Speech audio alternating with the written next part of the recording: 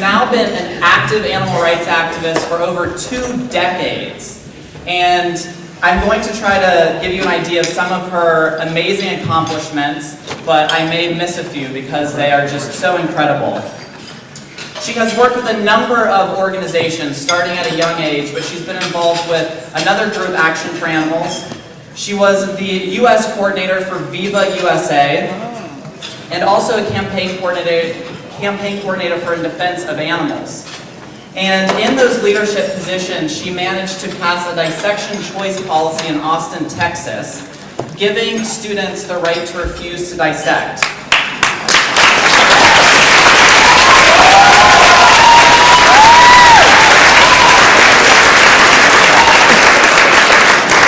She also led a successful campaign to get Pier 1 imports to end the sale of all feather products in their stores.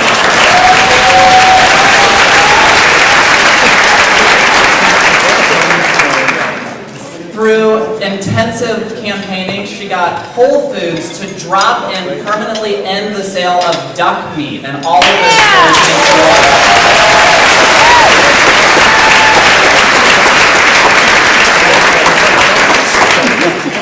It keeps getting better, folks. We're just warming up here. Perhaps she's best known for inspiring the CEO, John Mackey of Whole Foods, to go vegan.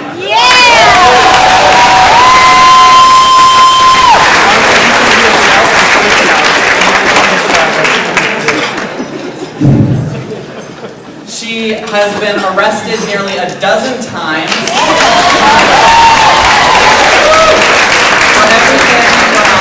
Hunt sabs to repeatedly getting arrested outside of fur stores. Yeah! That's right, just keep it coming, keep it coming.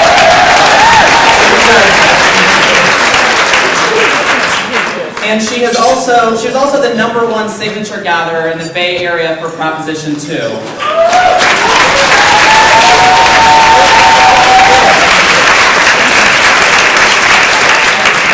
This individual never turns a blind eye to animal suffering. She works diligently on behalf of farmed animals, but also animals abused for entertainment, animals killed for fur, animals used in experimentation. She is a champion for all of them, and she has found that powerful voice, and she has put it to great use. She currently runs the Food Empowerment Project, which does vitally important work empowering low-income individuals and to make humane and compassionate food choices and making those food items more available to them, as well as a number of other important projects that our movement oftentimes oversees. It is with great admiration and respect and honor that I present the Grassroots Activist Award to someone that is a dear friend of mine and colleague, Lauren Ornelas. Please.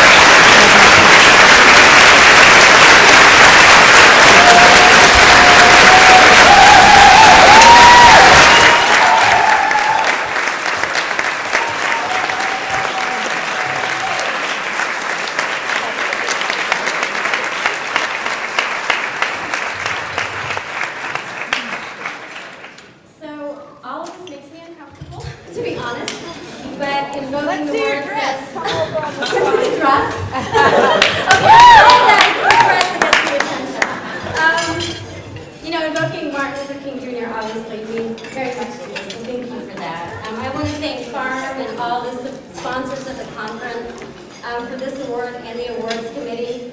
And I also want to thank all the activists. I've lived pretty much a lot of different places, so all the activists in Texas, New Mexico, Georgia, California, who in some of those states are fighting the good fight where we don't often see a lot of appreciation for that.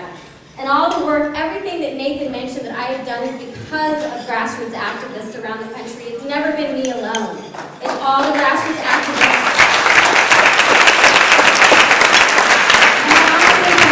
Every single campaign that has ever been won in the animal rights movement is because of the grassroots. The first animal rights conference I attended was in 1988, and I knew at that point in time that this was going to be a lifetime commitment for me. I watched the videos of investigations that were done, and I thought I could never do that. But when the time came and I had to investigate slaughterhouses and factory farms, I did it. And I think that's a feeling that many of us have in this movement, is we just do it because we feel we have to. I think we're a diverse group of people in this movement from very different backgrounds, and I think that makes us strong. As I move my work on vegan advocacy to include other social justice issues, I hope that you will come with me. I hope that you will recognize that the power of one's food choices includes a vegan diet, but it also includes the plight of the farm workers in the field to grow our produce and to put our food on the table.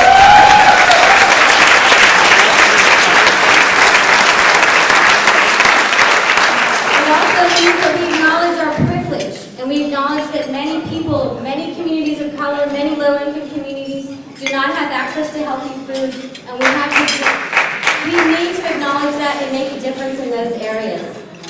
I believe that our similarities are greater than our differences.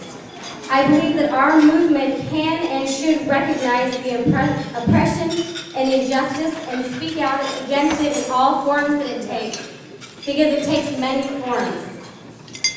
I hope that we can recognize that we as a movement, when we keep our integrity, when we keep our consistency, and we keep our diversity, we recognize it as a strength.